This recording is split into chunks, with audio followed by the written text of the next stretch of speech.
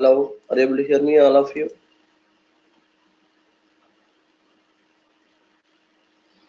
Okay, yeah. I think I just lost a connection, Wi-Fi, and I again rejoined back. Okay, sounds good. So let me know in case if you're not able to hear me anything. All right. So now let us continue. So yesterday, we are working on view resolvers. The importance of the view resolvers, like how do we configure the view resolvers in the application? Okay, how it can apply for to uh, configuring of the views, right? And that is what we have seen, and we have seen the practical implementation as well for this, right? So now let us continue with other examples. It's not like other example, like I would say that, so there are several features which has been provided part of the MVC. Okay, so for just you to understand the where is the view resolvers is been sitting, and so what is the handler mapping. So here is the complete workflow of the request which we have developed for yesterday application. So here is the request, how it travels us. So whenever there is any request URL is reached, first it reaches to dispatches solid, and from there it consults the handler mapping, and handler mapping will decide which controller should be called and will be handed over to the dispatcher solid, and dispatcher solid will initialize that, and then it will calls the respective controller class. And once the respective controller class has been called, and from there it will execute the service, it will execute the model, then okay, database call, then get the response, and once if it is done everything, finally it will returns the controller will returns the logical view back to the dispatcher solid. And dispatcher solid, if you don't have the view resolvers, it will directly sends back to the client. But in this case we have configured again, so view resolvers, again it will consult the view resolver. So here is my logical view name, and so what will be the a physical path of the view name. So what is the fully qualified view name. So once the view resolver is going to be return that response, and it will render that response back finally on the browser, client browser, it will send as a response. So that's the complete workflow of any MVC request starting from now, and all the requests will follow the similarly the same patterns. Okay, so now let us continue a simple MVC application using annotations, so which is very important because the most of the applications of which we are going to be built using MVC with annotation standards. Okay, so if you see in real world standards, we have already moved from XML to annotations. For your knowledge purpose, I've explained you. Still, let us learn about XML, then you can compare over with annotations, so that you can really see the actual difference between annotations versus XMLs. Okay, and what I'll do, whatever the projects which we have developed, so let me try to migrate the same project to into annotations, so that you can see the simplifications, and you can see the easiness of, or I would say that, so it is a smartness of the development using annotations, so rather than using your XML version. Okay, so the first changes where it is applies is on your controller class. The first change on the controller class. So in our XML controller class, what we are doing, we are simply we are extending our additional class called controller, and then so we are overriding a built-in methods in our subclass. Sorry, so we are overriding a abstract methods in our subclass, because for to perform as a control action. So you don't need to do all these different steps. Simply, if you want to make any class as in a controller, that should be annotated with simply a annotation called @controller. @controller is the annotations which will be applied on the controllers, and that will be treated as your controllers. Okay, and so this is a very generalized controller. It will never force you to write as such a the signature of the method, so which you need to follow, or you need to override or implement this. You don't need to follow this. So you can write your own style of method, your own return type, your own method name, so your own URL, so your own request params like signatures, all these things so can be decided by yourself. And there is no particular order, and there is no particular pattern for you to write any method. So that's completely your choice. But if you want to treat, so that is a request method, just should be annotated with @request mapping. So if you want to treat, so that is a method, and just you need to write @request mapping. So then that automatically behaves like, so that is a method which is being associated with this particular URL pattern. So whenever we are calling welcome.htm, so where we are actually registering this welcome.htm, again, not only for writing a controller, we are again registering in the Spring configuration file by mentioning the URL. But you can simply avoid that registration by using a simple annotation called request mapping. The request mapping is the equivalent annotation of registering in the Spring configuration file, which can be directly applied in your respective methods. And wherever you want, you can apply that, and automatically that will registered as that particular URL. And this controller has this method, and each method is going to be treating like as an individual controller, because so this is the method completely as relays on this URL. The moment that you call this URL, this logic will be executed, and you can still write one more method, and you can write a different request mapping URL value. So likewise, only one controller, but so there are several methods so which you can write with several different URLs. But if you go to the XML, no, it is not possible, because the only one method so which you have to use, and so within that one method, so you have to write all that code. And again, if you want to write for one more URL and you cannot use the same controller, you have to go to the different controller, then again different so controller you have to write, and again you have to register. You have to do all the process again same. But here one controller, as many methods so that you want, you can write. So that flexibility has been given in the annotation controllers. Okay, as we are using annotation, so you need to enable a annotation specific component call. So component scanning has to be enabled for to scan all this annotation, so which we have already learned. So when we are learning the Spring Core module, there we have already speak about it. How do we enable the component scanning? The same exactly should be enabled here. Okay. So as I said, so a controller can have any different things, so different patterns. So here if you see, my return type is just blindly a string. And if I go to the second controller, if I'm writing, so my return type can be a model and view. So you don't have a particular pattern for you to write. So that's completely your own choice for you to decide what you want to written. So hope I'm making sense what I'm trying to say. So let us let us try to convert. Okay, how do we convert our projects with annotation approach? Any questions from anybody before we look at?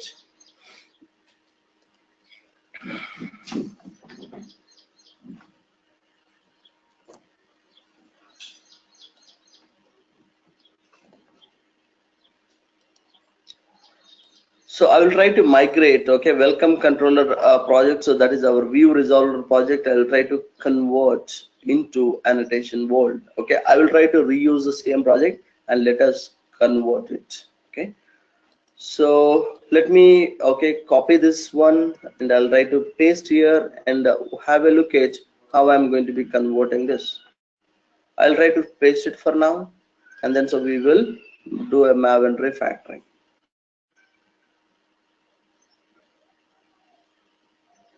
Okay, let me do a Maven refactoring. Right click on this project, so just go to refactor, rename Maven artifact. So let us change the name of the project, which is 23. Am I copied this one?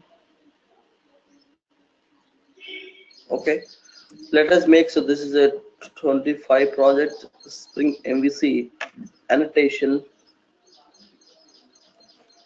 web project.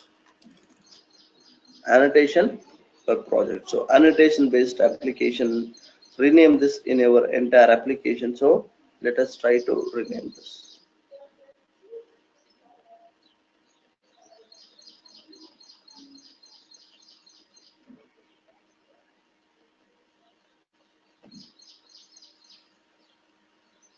All right, so project is been refactored.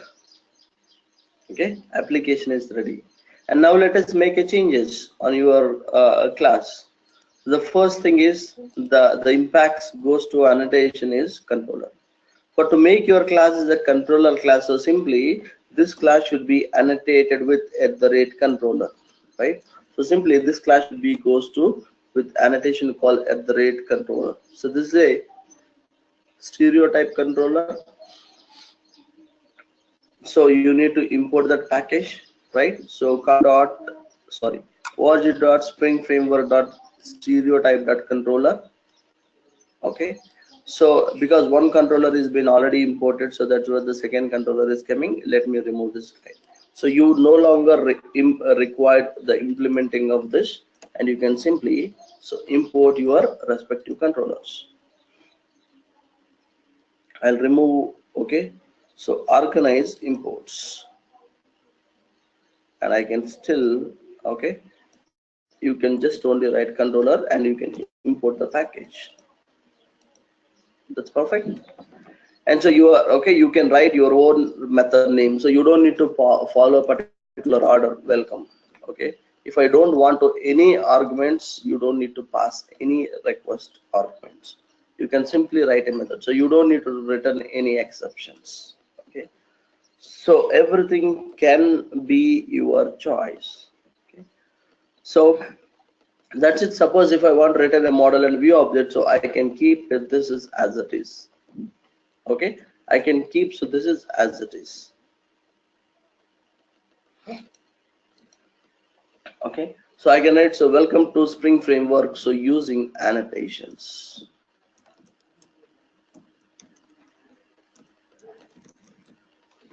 Right, so simply for to treat, so this class is a annotation based class, so this should be registered with some URL. So how do you map that URL? So that mapping can be done so using an annotation called request mapping. So in the request mapping, so you can define so what, okay, the URL that you want. Suppose I want to have a URL registered with welcome.html. So now if you go to in Spring configuration file, whatever is being registered as a bean, you no longer require this. So this welcome.html is already moved. So this is line is no longer required.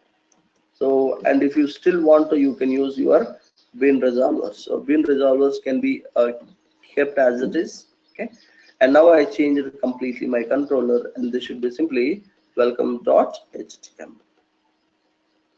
Right, so now if I go to my JSP, I can also apply so different colors, okay, for the message.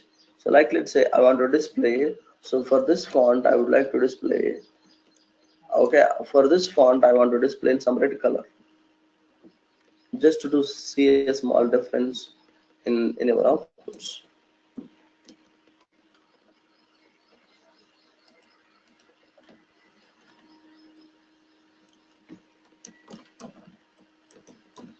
Any color you can apply. I'm just applying red.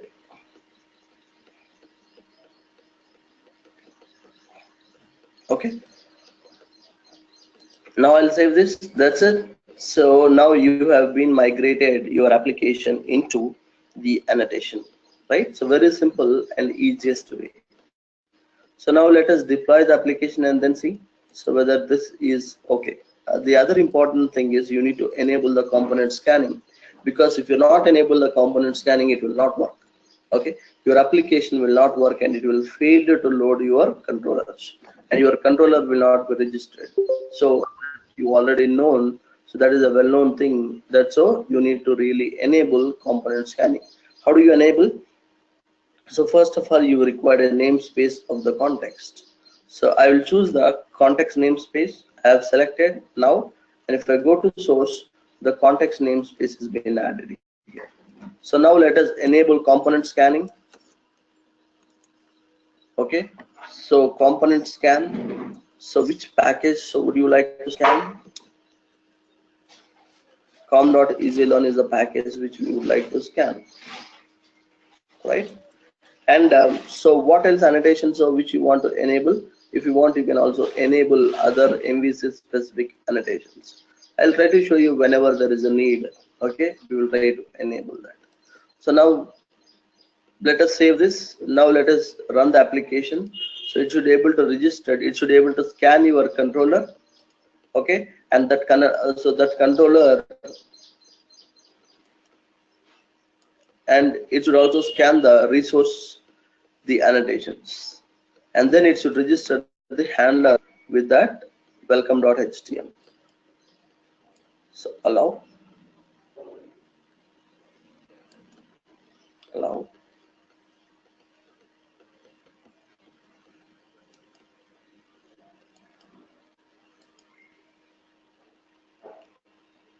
So if you look at here, okay, I don't have any, so Spring configuration file does not have any been registered, but however still it is able to scan your controller class. Welcome controller class has been scanned automatically. So with the help of what? So there is another handler mechanism is being used for this, is default annotation handler mapping mechanism. So before, what is that mechanism has been used? So bean name URL handler mapping mechanism has been used. So when it comes to the annotation world, so it uses the mechanism called default annotation handler mapping scanning mechanism will be used for to register all the URLs in the handler. So now it is registered with /welcome.html from this controller has been registered with this name, right? And so it is able to detect everything. So now it is ready to call. So now, so you can call your URL with this URL pattern. So /welcome.html. So now let me copy this. And if I call this, it should be able to respond. See here? Approach number 1, welcome to Spring MVC framework using annotations. That's the simplest way to change your controller. That's the simplest way to change your controller with various patterns. So suppose I'm no longer interested to return a model and view. I want to just only return my view name.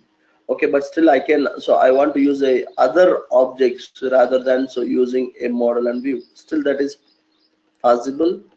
So I'll try to make, okay, I'll try to reuse this. I'll try to reuse this, but I don't want to return a model and view. You can also simply return a view name. Okay, and that view name also you can directly mention here. That view name also you can directly mention what the view name that you want to return, and you don't need a model and view object, so you can directly simply return a view. But how do you store this data which is available? You can directly store in the request objects, and from the request you can read it. That's the approach number 1 which we commonly uses in our normal servlet programming for to transfer the data. But instead of this, so they have given a class called model is the class.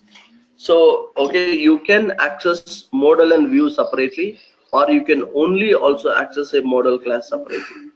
Okay, so in that model class you can set only your model data, because as you are sending a view separately, so you can still use your model individually.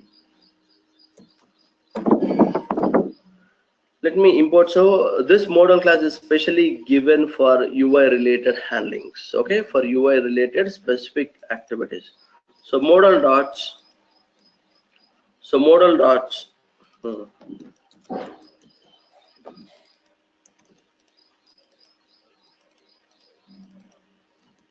Simply I'll write, okay, model dot. So there is a method with the name called, I think it's a set objects, or add attribute is the method name.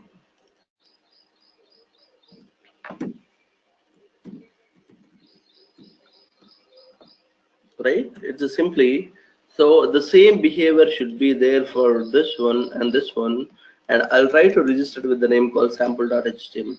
And the beauty of this annotations is, so okay, annotation, a way of defining the controller is now one controller, it is able to accept a different URLs within the controller. That's the beauty of this annotations. Now let us, okay, I saved this. Usually it should automatically redeploy. You don't need to make any special redeployments. So now it is registered. So one is welcome.htm HTM is in welcome controller, and another one which is registered with in sample.htm. So both are registered or not. So now let us try to access the application. So if it is a welcome.htm, so I am able to get the okay outputs. So if it is a sample.htm, and I should able to still get the response. See, but you are not able to see a difference because both the time I'm rendering into the same page. For okay, for make it a difference, let me try to, okay, so copy of another page. So instead of welcome dot, I'll try to make sample.jsp. Any name you can give it. I'm just making a changes to sample.jsp. Okay, one you can keep in JSP folder, another one you can also still keep in from outside of JSP. That's completely your choice. Okay, so if you are giving inside of the package, you need to mention that name. If you are from outside of the package, you can still refer only the name of your JSP. So in our case, I have only sample. I just also can return only sample. So, and my intention is to open the sample.jsp for to see the difference. So for sample.jsp, where I am. So okay, am I given a lower letter? Okay, what is light yellow? Big round letter. Okay, so what I'll do, I'll try to put, so I'll try to put for this is purple color for to see some difference in outputs. So I'll put okay, font color is purple, and make a changes is done, and your controller should be able to register, and it should be able to reload your project automatically. Okay, I am hoping that is been doing. Yes, now this time different JSPs are being set up for sample.htm. So different response, because of this time it is completely calling a different JSP, that is sample.jsp. Okay, so if I go to call welcome.htm, so then so again it's a different JSP, and so located in different path. So makes sense,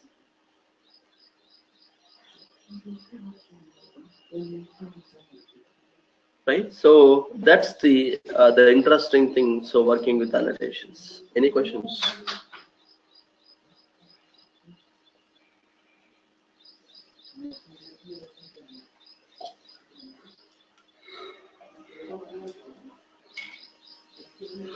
Okay. Because it's So looking disorganized means when we are maintaining multiple STM means redirection link in a single controller. So how we can organize these things? what is it? It's looking little disorganized means when we are mentioning different STM in a single controller. So how we can make it in a single means in a ordered way or something. Then nice, Ankur. So all the time I have trouble. Uh, did not get your question very clearly. Anybody understand his question? It's looking little disorganized when while maintaining this different STM in a single controller. Mhm. So how we can make it organized? Okay, now your voice is better. And so you are saying that, so how this both the request mappings are being organized within the same controller? Is it what your question? Can you repeat one more time? I think it would be better if you can repeat. Now your voice is good and bit louder also. Actually, in a single controller, it's looking little disorganized, like request mapping we are doing. Yeah. Okay. So it's looking little disorganized these things. So means how we can organize this thing in a better way. So that because let's say 100 mapping we have or different 100 STM pages. Because AutoWire is this annotation is commonly used mechanism, right? So Mhm. how we can organize this thing and how to write these things in a real-time project? In the real-time application also we'll write the same thing. So I don't understand. So what do you mean by organized? Is it something so which you want to pull this from out of this controller? So I think what I feel, so in the real world also we will write the same thing. So for to develop our real world controller, so we'll write the same thing. So you don't really write any this request mapping so separately. Okay. If let's say we have 100 mappings, so we will write line by line each and everything. Yes, absolutely. You have to write 100 request mappings. There is no other way for you to define this, Yeah. because that's the best way that you can define, instead of configuring each and every time in a Spring configuration file by also mentioning your name of the file, and then instead of having only one. So this is the best way, instead of configuring somewhere in X place. Suppose this method is binded with what URL, instead of going to some X file and then referring it.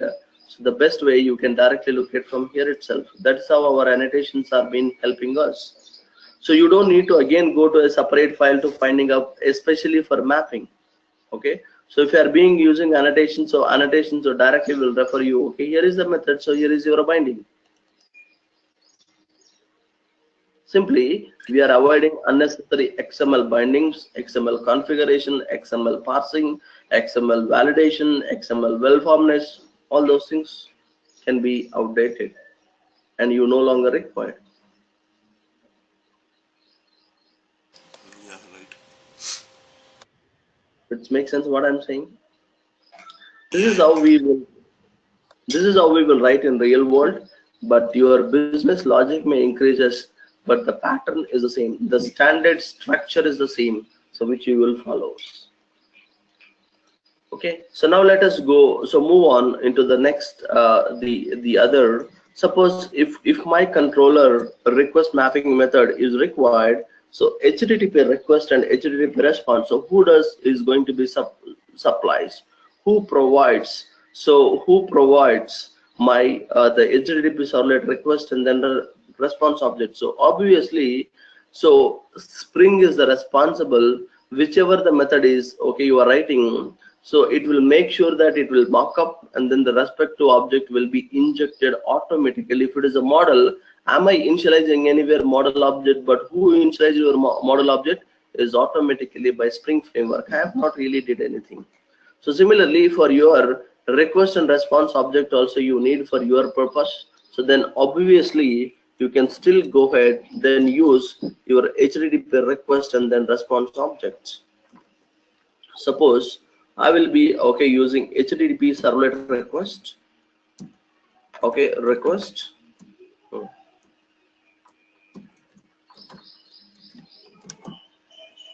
HTTP servlet request. So request,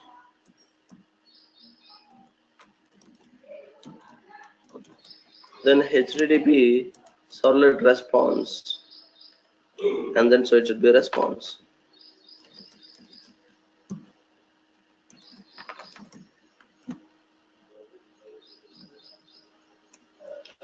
Okay, so now you have a request object, and then so you have response. I'll make a changes, some name. So this is my login page.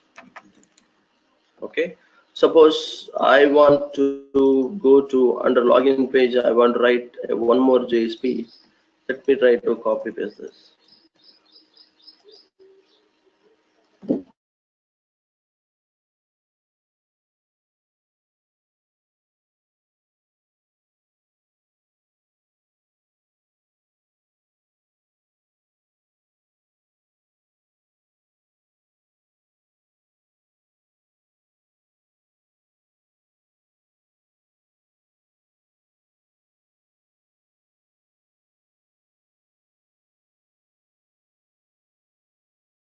Okay, so I'm making necessary changes. I'll mention the view name is login success, but this is under login page.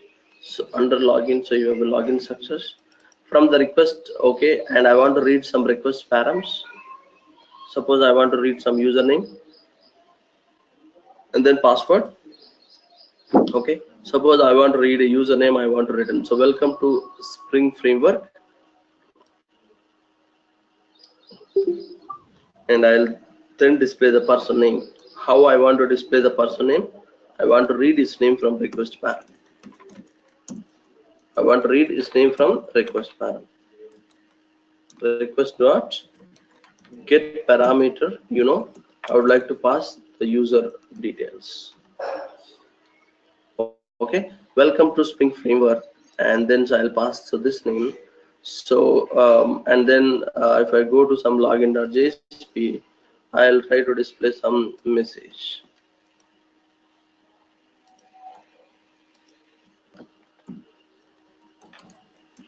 Were logged in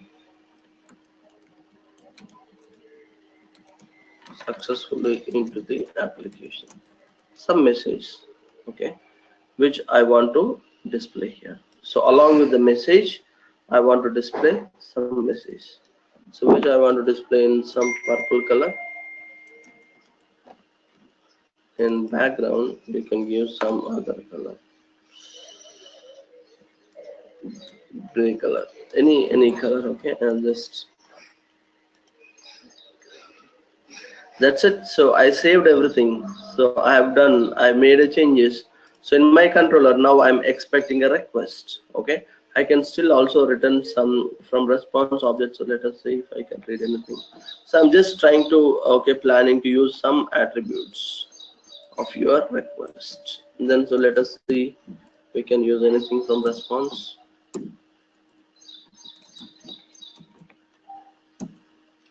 Response parts.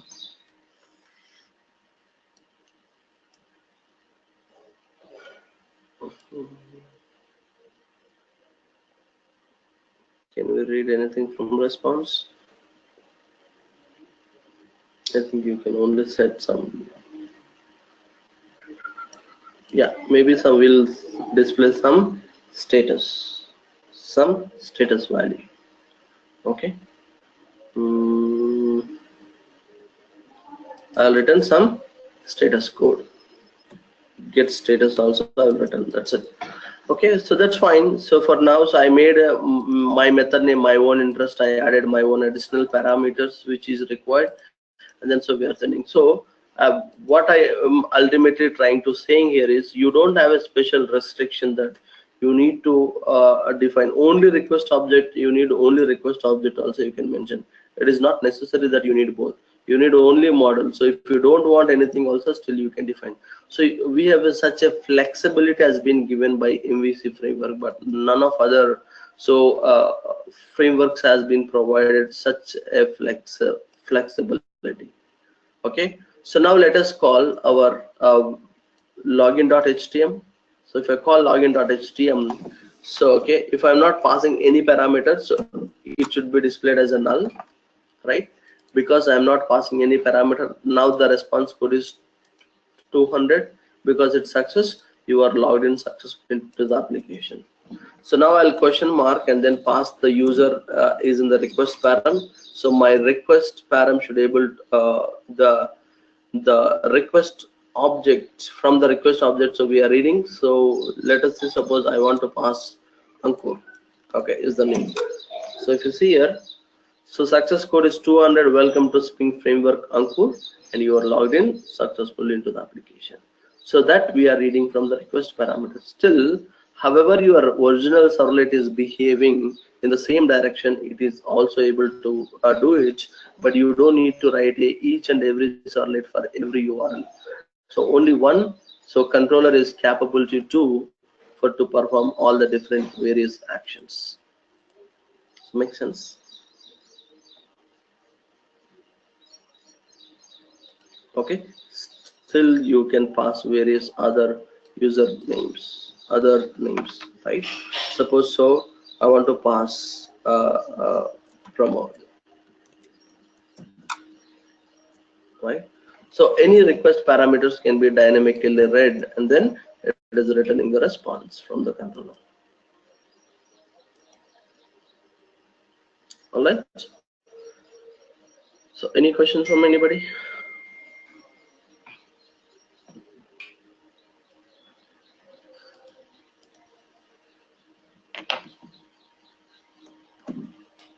Okay. So we have seen about a controller with a model class with just returning a string. So we have seen about a controller method which is returning a model and view, and so you also have seen um, a method which is also having um, the different. I showed you a request and response, but still you can also use HTTP session, map, and model. Different other attributes also still you can use for to uh, need your need purpose, and Spring is responsible to do supplying those. You don't need to be worried about it. The session will automatically supplies and request and response. Everything will be supplied automatically by Spring Framework. Okay, now let's learn about request params. So okay, and before we goes on, so any questions here? Any questions? So please let me know. Srini, in different other frameworks, like how we used to get the model object is like we have to create an object and then we need to use the model setters and getters, right? Okay, Hello? so you mean to say that transferring of that model object from your class to from the view? Is it what you are saying, from controller to view? That's like how we used to get this, we will create a model object and then we used to get all the setters, getters, right?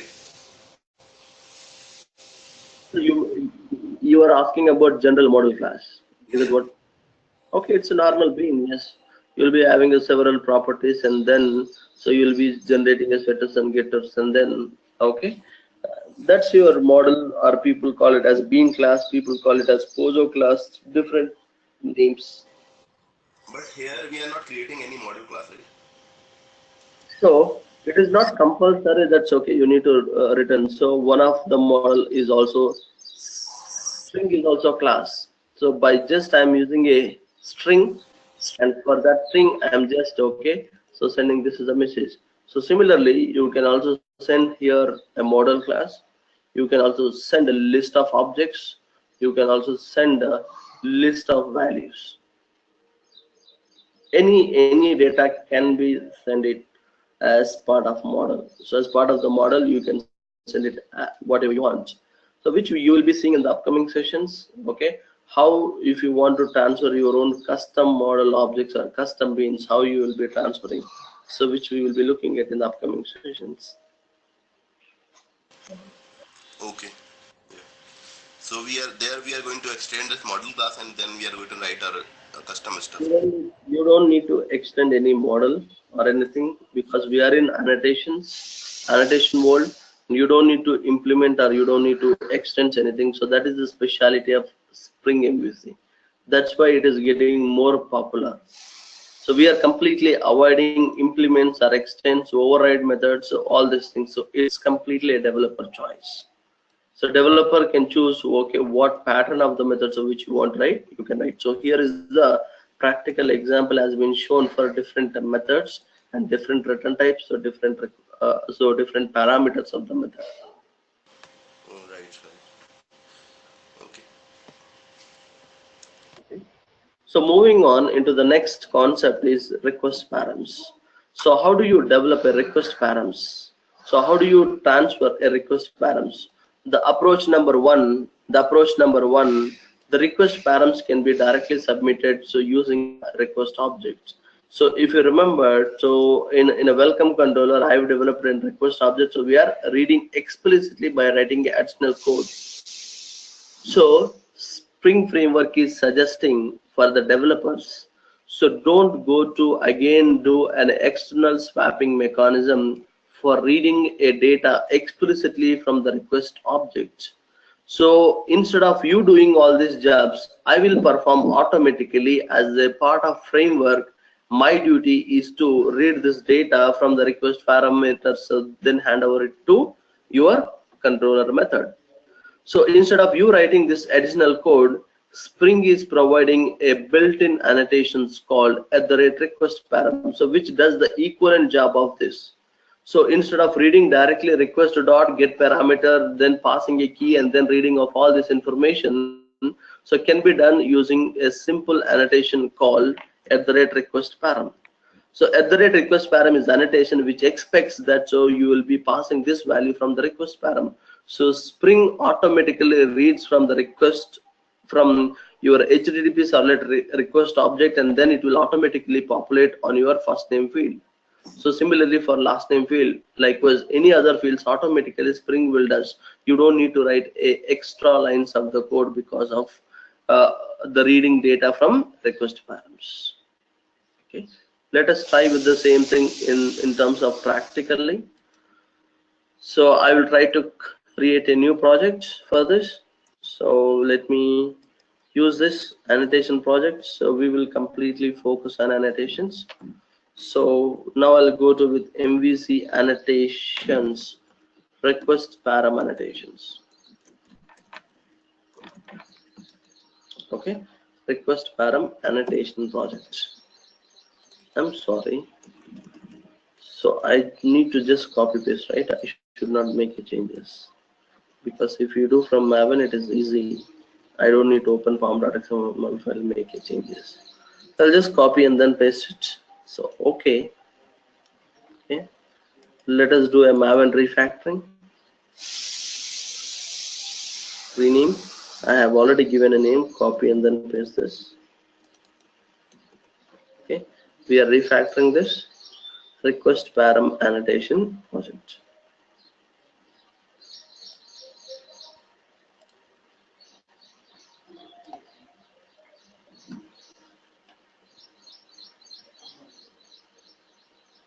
Okay. So request param annotation project is ready. Okay.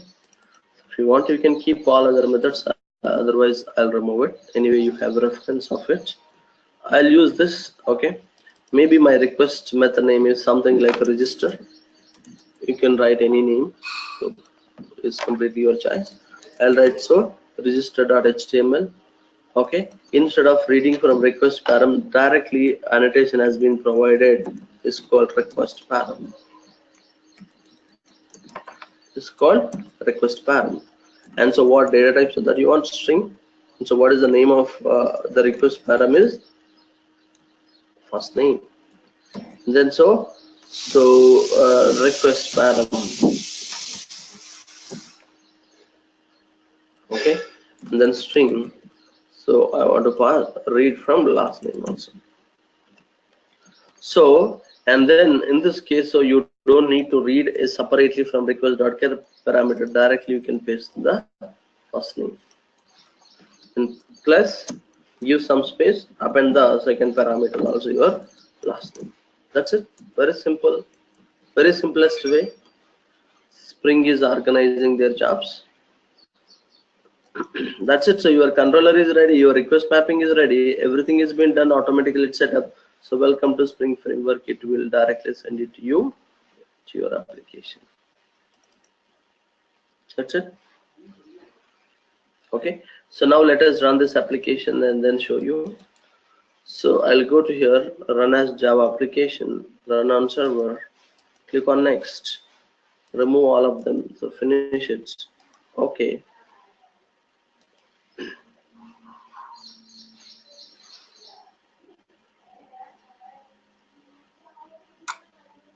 Okay, so now application is ready. So what is the URL? So which we have registered, register. So if I go to here register.htm, okay, so register.htm, if I try to call directly, see here, the required parameters are by default mandatory. The required parameters are by default is mandatory. You cannot even reach your controller method before you submitting these values. So it says that the required string parameter first name is not present. So if you don't have that, okay, it will not allow you to perform.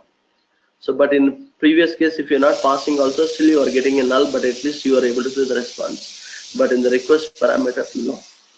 So it's compulsory that you need to supply here in by default. So then request param, so first name, so let us supply, because it is asking first name, let us supply first name equal to, and then so like let's say first name, I'll try to mention John is the name of the person, and then if I try to submit second name, again it is asking to use the last name also. By default, it is compulsory that you need to pass both first name and last name. And then so let me also pass last name. I'll pass Smith. If I submit, perfectly it is coming. Welcome to Spring MVC framework. So John Smith, you are logged in successfully into this application. Make sense?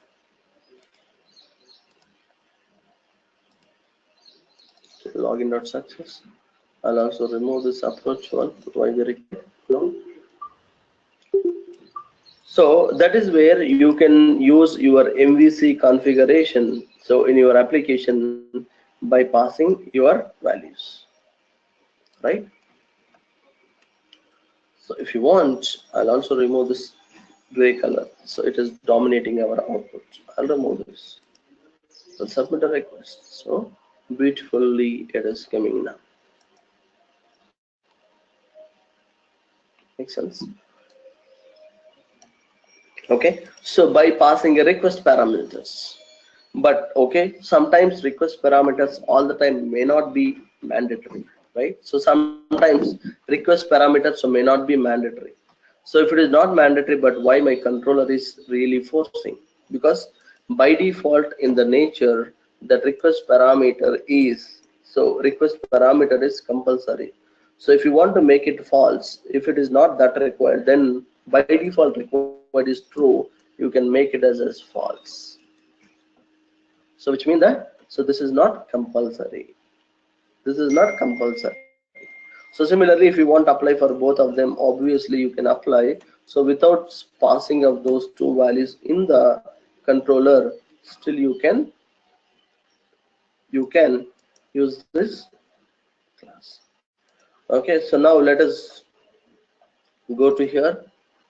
So now if I pass all these values, it will work.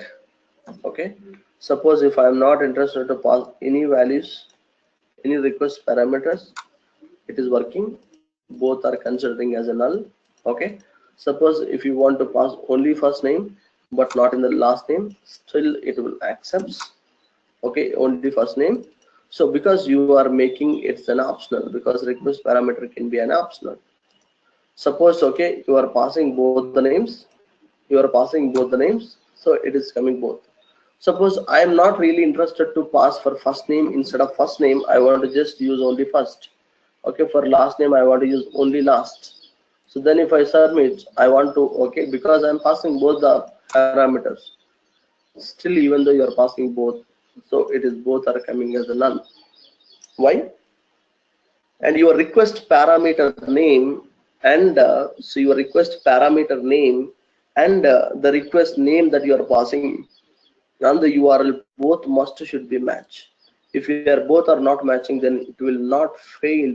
It will fail you to so impose your values. Okay, it will fail you to impose your values. But in the real world, it is very bad to okay display your original variable names to the end users, or so whoever is okay. It's really not suggestible to so display your original names. So what is the suggestible? So for this request parameter, there is one more attribute so which you can specify for to okay give some alias name instead of that name. Okay, so what is the name of that attribute is so value. So what value that you want to use it? Suppose I don't want to, this should be considered as first name. I want to, so this is the first. Okay, and similarly I want to consider, so this one is for, let us, okay, I want to consider, so this is a last. and save this. So now I would expect, so my controller should be able to, even though I'm passing a different names, my controller should be able to accept that names.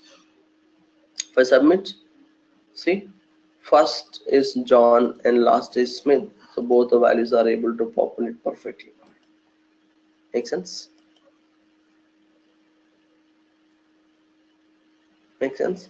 So that's the beauty of your request params. Any questions?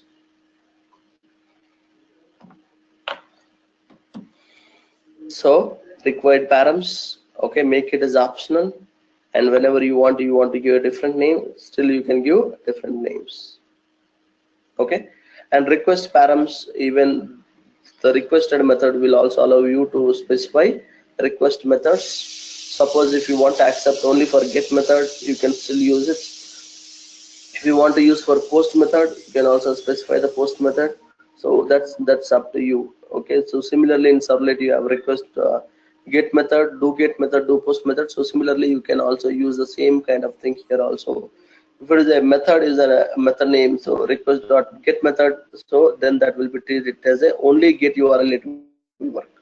So if you mention only post, it will only work for post. So if you mention get and post, so it works for both. Okay, so this is also another beautiful feature. You can still try at your home this. Okay, so you can also pass, okay, param values like this. So by request params, so explicitly also you can pass the param name, and then so that will automatically substitutes the value. So you can also pass, okay, directly what key name that you want, what value so that you want. You don't need to directly read from the request parameters. You can also directly specify in the params attributes. Okay, so then in the request mapping you can use in several places. So far we have seen in the request mapping can be only used in the method level, but still you can also apply in the class level also. The request mapping can be applied in both the method level as well as class level. But how does it treats if it is a level as well as method? Then that is the case. Your request should be matched with both class level slash. Then it should match with this. Suppose I want to, okay, view a course, view individual course which I want to call this method. So what you need to do is you have to call a method with slash courses slash view individual courses.html. Then only this will work. So if you directly call this slash view individual course.html, it will not work. And so one okay method, controller method, you can also still associate different URLs. So I want to use, okay, whenever if I'm directly coming to, so individual course, so view individual course, I want to see the course details. Suppose if I'm coming from syllabus, from the syllabus if I'm selecting a particular course content, then also I want to see the course details. Then so for in both approaches still I want to see this. So then you can define like this for in both the different places, but you want to execute only one method. So for to differentiate that, for to understand, okay, this method is calling in different URL places. So you can use different URLs also in the request map. Okay, so these are all the things you can always okay, go back and then practice. This is very simple things. So another important thing which we use in many time in the real world is something called path variables. So the path variable is also one of the important okay concept in Spring framework. So this is similar to your request params. However, in the request params, we will pass the values to our controller method. So similarly, here also we will pass the values like first name and last name. But what is the difference here is, so here by passing a request params, so that will change the URL of your request mapping. The behavior of URL request mapping will be changed. In case of request mapping, the request params are optional, but whereas the path params are mandatory. So which you cannot. And so in case of the request param, so there is no relation between your URL and your request params. But when it comes to the path params, so there is a relation between the path params and your URL. your URL will be formed based on your path params only. Your path params is nothing but on the path itself what you are calling. In there itself you will be mentioning this. And third difference is in the request param, so you need to pass your values in terms of key and value pair combination. But when it comes to the path variables, you can directly sense the values, so you don't need to mention any keys. Okay, so these are all the several difference between the request params versus path params. The path params will be used in several times for to directly pass like IDs. So which I want to, like, let's say I want to find by employee ID whose ID is 101. I want to pass that ID along with the URL itself. I don't want to use the request params. So then simply, so you can directly mention the URL itself. Okay, so these are all the several benefits that you can get so using of path params. Let us see some practical understanding of this, then maybe we can close our session.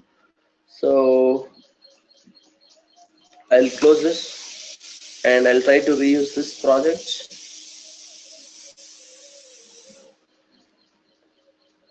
Okay, I'll paste this.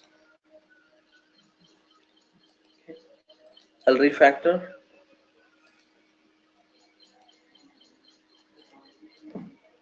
The sixth.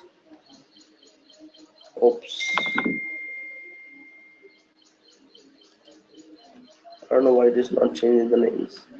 Okay, so this is your path param.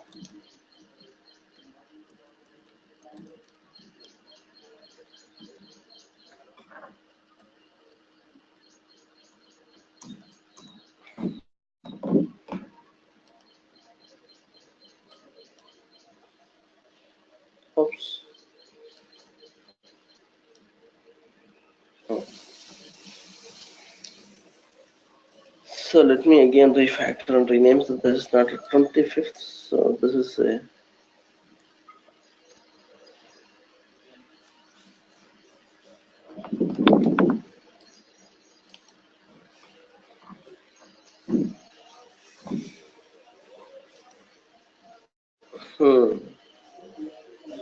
what is going on? What is going on? So where is path param? Where is request param?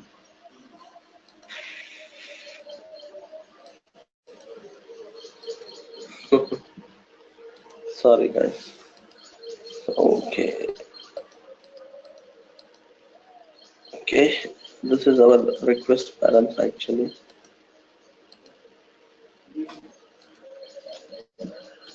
Sorry. This is our path params.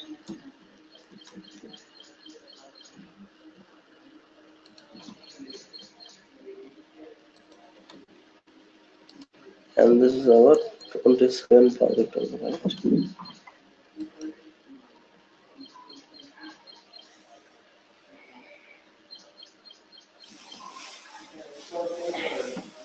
Looks like okay, it is showing us it is refactoring, but I don't think so that is originally refactored. So here again it is coming old one only. This is 26th.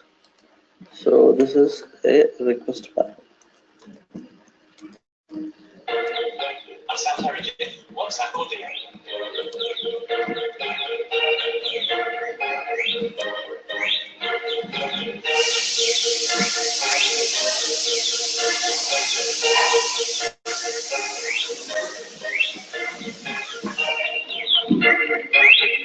Hello.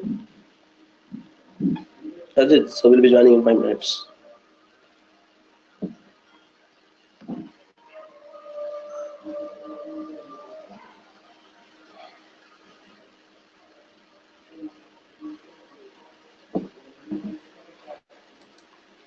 Okay. Sorry for inconvenience. So looks like so we are ready. So let us continue in our path param project. Okay. So in this path param, so whatever you are mentioning, so in this first name and last name can be directly configured in the URL itself. Okay. So and so whenever and other condition is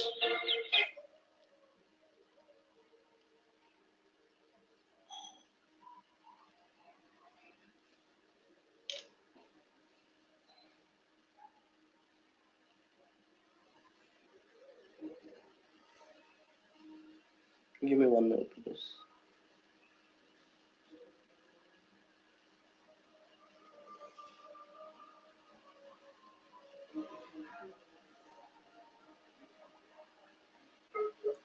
Okay, so the another rule for the request param is you cannot use the any extensions are not allowed in the request params. Okay, so .htm or .do, all these things are not allowed. Ajit, so we'll be joining in 5 minutes.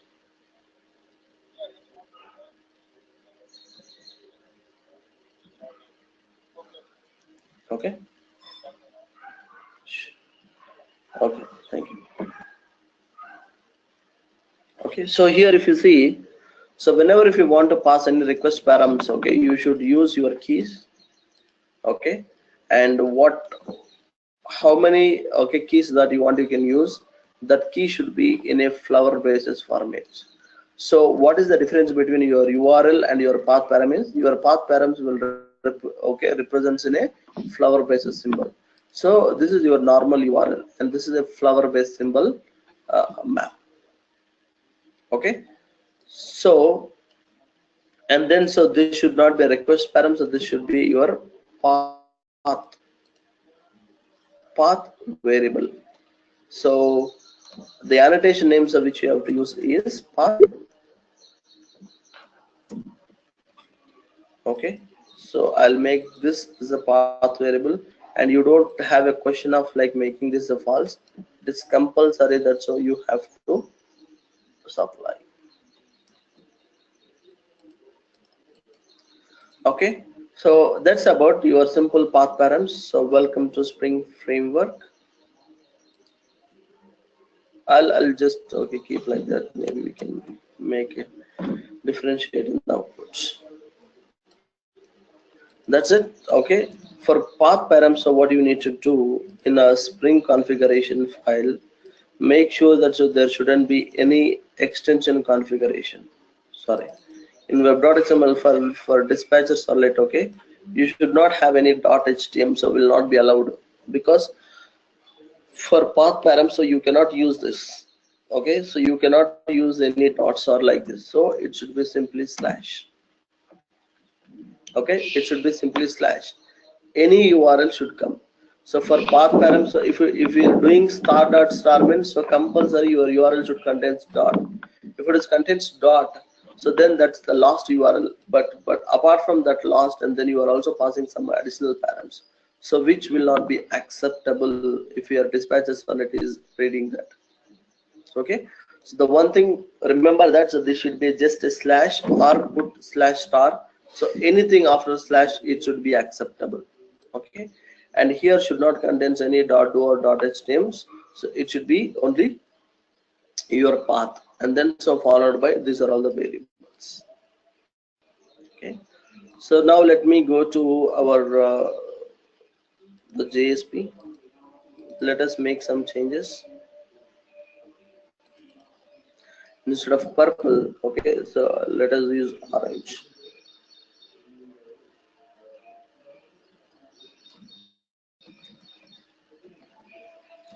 I'm using some orange color, okay, just only for to see a difference. Are we really calling a path params or not? Okay, so is it really calling our controller or not? That's it. So let us deploy the application and then see it.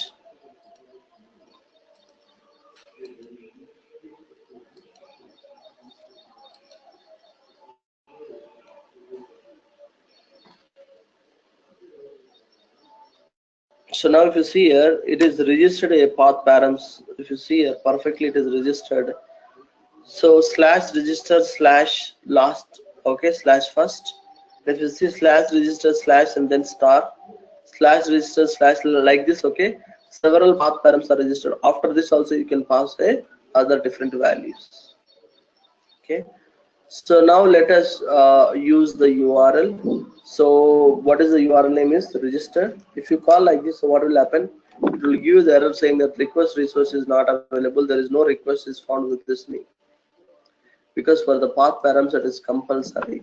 That's why you need to pass for the first name, and you don't need to pass the key and values. Okay, for the first name I will pass the John, but still it's saying that so no handler found for the page not found, because so with this URL nobody is not matching. So handler was returning to back to the dispatcher subnet saying that, boss, you are calling me with this URL, but I don't see anybody is registered with this name. So can you send the user is saying that this is the warning saying that no URI found, and that is what has been returning by handler.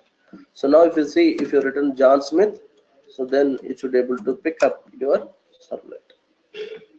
Here it has pick up your welcome controller class. Then so you are welcome to Spring MVC framework. So John Smith has been written. So done. So this is called path param. So you don't need to pass any key and values. So that itself will be treated as your keys and values. So from here, so I want to pass some first some name. You see here, still after this path param, still you can pass the request parameters. It has the multiple scope. So you can pass request parameters. So plus you can also pass your path parameters. Sorry, request param. So both is possible, but in the request parameters, no. So once if your request params are designed, after that you don't have any way to pass any params. That's why so this URL is being generated. So star and then slash. Anything can be passed after this. Again, this will be again treated as a like a kind of a path only. Okay, but it will be treated as a path. At the same time, your values are being substituted. Any questions? And so before we close our session, so that is pretty much about okay this one. And for the path variables, you can pass the different values also. You can also pass strings. You can also pass, suppose I want to pass some dates. You can pass the dates. You can pass some currency. Okay, so you can pass the different formats also. You can pass. It will also strictly check that pattern. So if you mention a date format with this ISO date, so that will exactly checks the same date pattern is being used or not. Okay, so these are all the different things can be used, but if you really want to use that special features, you need to enable a annotation in the Spring configuration file, that is annotation driven, the element which you need to enable, so which I'll show you in the upcoming. So so these are all the different things so that you can try. Even you can format your request parameters with your own style.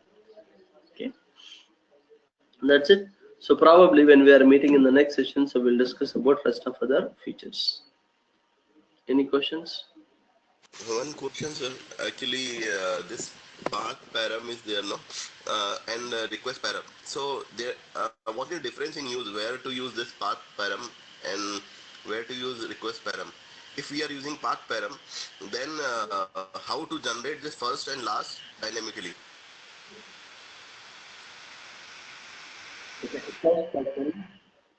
For answer your first question, okay, where to use this path params, right? Suppose I want to okay pass some values in the request parameters. Okay, some values in the path, so which I want to pass. Suppose example, I want to get a find by ID, so I want to get a one employee details. I don't want to really configure a request params, unnecessary to write a request parameters, to unnecessarily to form a key and value base. Instead of that, what I'll do here, simply I'll write a ID. Okay, along with your URL you can substitute the ID, and that ID will be okay passed here, then you can get the data, will pass it. So instead of passing question mark, because the moment that I am calling find by ID, I'm definitely I should pass employee ID. So if you use a request parameter, I have a scope to make it as optional. But if you're not passing ID unnecessarily, I have to do the null condition validations over in the server side. Again, I have to check whether if this ID is coming not null. Okay, if it is coming null, then I need to again redirect it to write a condition to return to error page. Okay, if it is coming ID, then so I have to get call and then so get the details. Instead, if you can restrict a one level of validation directly by using a path param. Does it make sense where you have to use? But in request parameters, something which is optional, it is not mandatory. If you really want to pass it, if you don't want, pass it. So then those scenarios you can go to request params.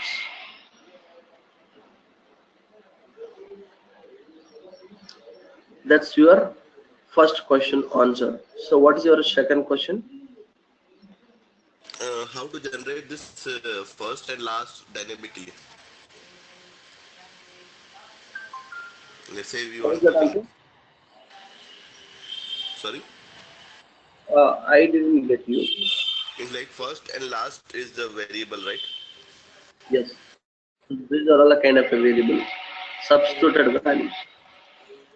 So we can generate dynamically and make use of that, right? Absolutely, yes. You can And use is any it means needed to to anything. mention in Spring config dispatcher configuration? Any? Uh, is it mandatory to write this dispatcher configuration in Spring config XML? No. So yeah, web.xml, yes. So it is compulsory, right? So dispatcher select should be there, but so here it should not be star dot star, or okay, if it is a star dot star means, so what is dispatcher select will look up? Only whose URL is coming with the star dot extension is coming, only that will accept. Okay, star.htm I have written previously. So only whichever the request is coming with the .html, those only will goes to dispatcher subnet. If some request is coming, is some requests are not coming with .html, it will not goes to dispatcher subnet. So simply it will give you error message saying that so no handler found this. Okay, which I don't want to be trigger this. But in this situation, but in path param, so you don't pass dot those because it's not required. So how do you control in such scenarios? So instead of this, you can use slash. So if you use the slash, which supports for both, so with stars as well as not stars too, and then it's also supposed to your path params as well. So which So means that every we need to request will go to skip your this. dispatcher. Go ahead. In the keep annotation, we have to skip this, right? We need to mention slash, that's all, right? Annotations means. Annotation configuration we are doing, right? At the rate of controller we are writing, and at the rate request param and other things we are writing. So in that case, we need to skip this. I didn't get you. Do What do we you need mean? to Yeah, skip? here also we are writing, right? Same thing, right? Yeah. In which specific case we need to skip this actually? In the case We of are path not variable or skipping. We are not skipping. We are not skipping. So we are making our dispatcher servlet is more generalized. More generalized means our dispatcher servlet is getting a capable of reading any type of request. So it can be star.do, star.html. So without star, without dot, anything should able to come to dispatcher servlet. But previously it's not like that. So we are not making generalized. Only star.html only comes to your dispatcher. No other requests are not being responsible to read by dispatcher servlet. That's the only thing what I made a changes. okay? You're following me what I'm saying? Yes, yes. Okay. Any other questions? All right then. Okay, sounds good. So that's it I have. Have a good day to all of you and see you on the next session. And bye bye. And once again, happy Independence Day to all of you.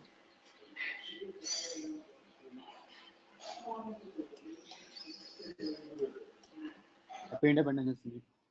Thank you.